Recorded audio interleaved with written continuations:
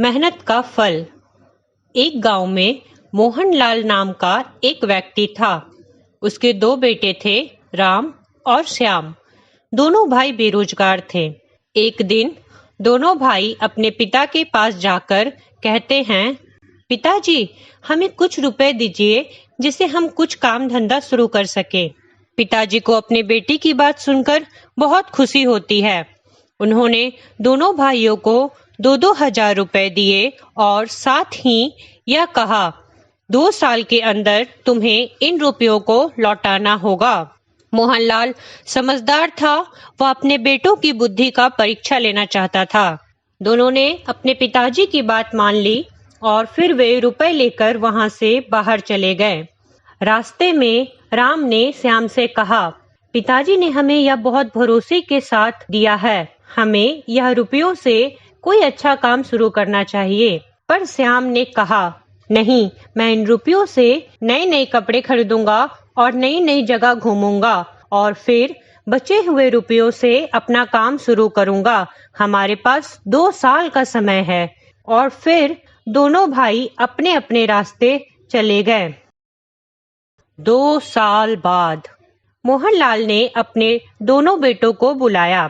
मोहनलाल ने पहले अपने छोटे बेटे श्याम से पूछा, तुमने पैसों का क्या किया? उसने पिताजी से झूठ बोला कि किसी ने उसके पैसे चुरा लिए। पिताजी को श्याम की नए कपड़े देखकर झूठ समझ में आ गई। फिर उन्होंने बड़े बेटे राम से पूछा, तुम भी क्या खाली हाथ आए हो? राम ने मुस्कुरा कर कहा, नहीं पिताजी, यह लीजिए 2000 रुपए और आपके लिए कुछ नए कपड़े।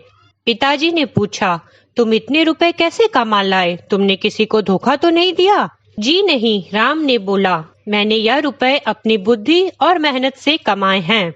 एक सब्जी वाले को परेशान देख मैंने उसकी सारी सब्जियां खरीद ली और शहर जाकर उसे बेच दिया। इससे मुझे अच्छा फायदा मिला, तो मैं हर हफ्ते उससे सब्जियां खरीद शहर जाकर बेच दिया करता था। कुछ दिनों बाद मेरा कारोबार बढ़ने लगा। मैंने शहर में अपनी दुकान ले ली और सब्जियों का कारोबार करने लगा। इतना कहकर उसने अपने पिताजी को धन्यवाद किया। पिताजी राम की समझदारी और मेहनत से बहुत खुश हुए और अपने छोटे बेटे श्याम से कहा, अगर तुम भी अपने बड़े भाई की तरह बिना समय बर्बाद किए अपनी बुद्धि और मेहनत से उन रुपयों का सही उपयोग किया होता तो आज तुम्हारे पास भी कुछ धन होता। राम ने कहा, अभी भी कुछ नहीं बिगड़ा है। समय का सम्मान करो और मेहनत और बुद्धि के साथ आगे बढ़ो। सफलता तुम्हारे कदम चूमेगी।